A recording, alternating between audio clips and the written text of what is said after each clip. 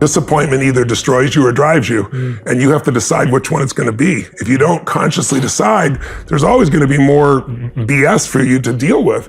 And I think, but that's why I think, when I do my events, the reason I do the 12 hours a day, it's not because I like talking.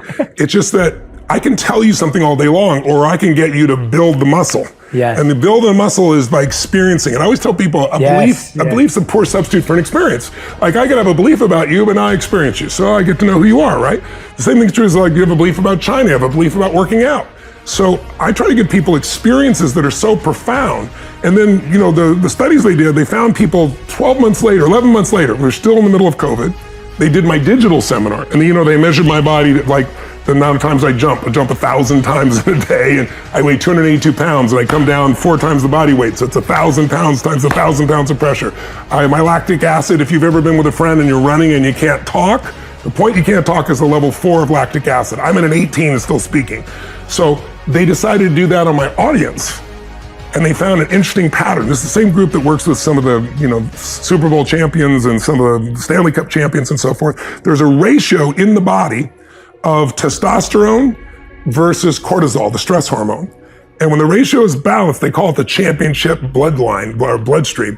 It literally gets you to follow through. So when they did my audience in my live seminar, they found that people literally mirror me all the way through the experience. That's phenomenal. Biochemically. That is phenomenal. But then we did it, because all of a sudden, overnight they said to me, we're going to San Francisco, and the governor of California says you can only have 10 people, and we got 15,000. So I was like, we'll go to Vegas. They'll never shut down Vegas. They shut down Vegas. I was like, okay, we'll do 1,500 movie theaters with 10 people in them. They shut down the movie theaters. Like, okay, we'll go to a church in Houston. I got a buddy, I'll rent his church for 15,000 people. They're not gonna keep Costco open and shut down the church. They kept Costco open and shut down the church. So I finally said, okay, I'm not gonna do some crappy little webinar.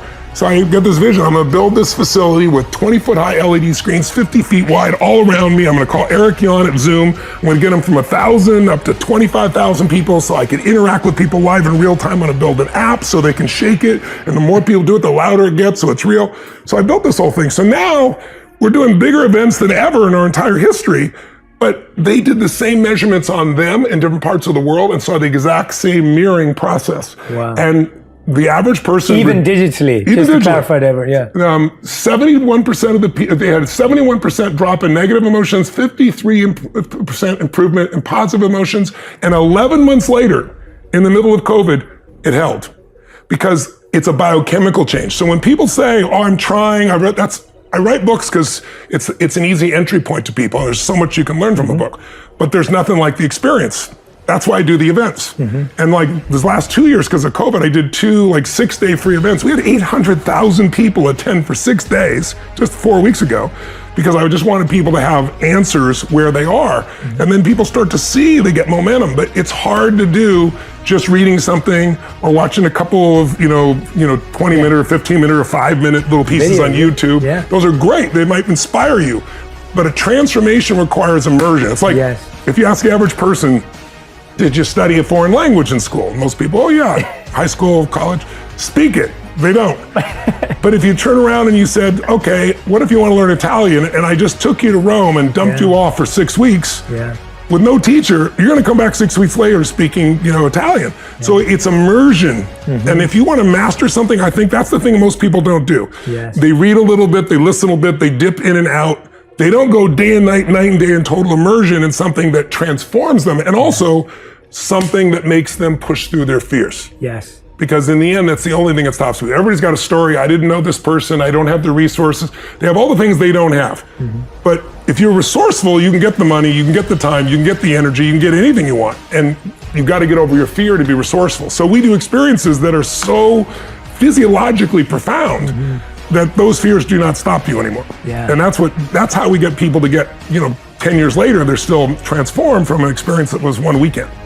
First of all, if you're concerned about COVID, according to CDC, and I have this in my new book, the number one, issue besides age, obviously, the number one piece is being overweight, right, or obese. That is number one. And just this week, CNN, New York Times, for the first time, 2 years later, are coming and saying, you can reduce your risk if you take care of your body, right?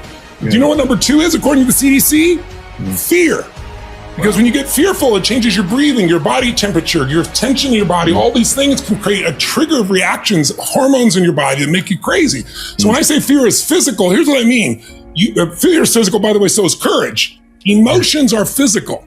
If you're really scared, have you ever been at that point where you're like freaked out about something and you can't quite fully swallow, or you got that feeling in your gut? Certainly. But courage is also physical. That's what you're talking about. Like, it's like I trained myself from a very young age that the number one thing I had to do so I would follow through on the things we're talking about here is I had to have a mind and body that were strong together. That every day I was going to do something to strengthen my body, even if it was just 10 minutes or 15 minutes. Something was going to shift me physiologically to do that. And so I get scared or I get frustrated and I go on a run, I go on a sprint, and I wasn't in shape, didn't matter. I pushed myself beyond what I was comfortable with. I go lift weights and I pushed beyond what I was comfortable with. And when you do that, everything in your nervous system changes. Because all of a sudden, when you face something and you push beyond the comfort zone, you get stronger and stronger. Even a little bit each day changes things.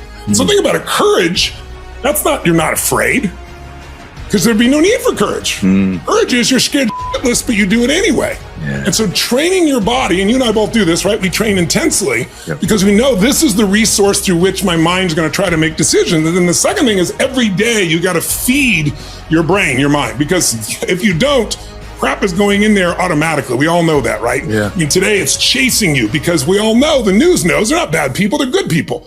They're just doing their job. Their job is make sure they make as much money for their shareholders. And they know one formula works. And it's pretty obvious these last 2 years more than ever. If it bleeds, it leads. If it produces fear, more people watch. It's because we all have a 2 million-year-old brain that's always looking for what's wrong, what can hurt us.